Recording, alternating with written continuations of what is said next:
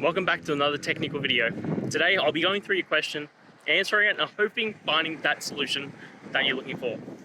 Guys, remember to stay just a little bit crazy just like me and work through to that resolution. Now let's continue on.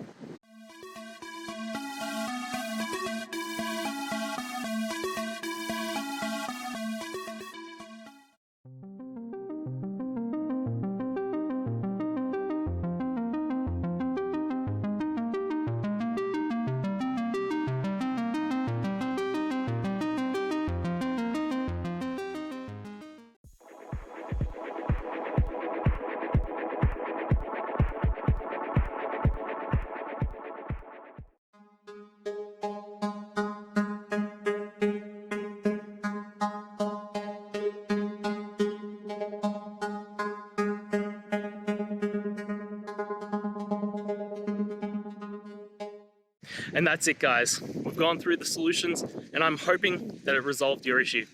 If it did, please hit the subscribe button. I'd really appreciate it. And until next time, I hope you have a good one.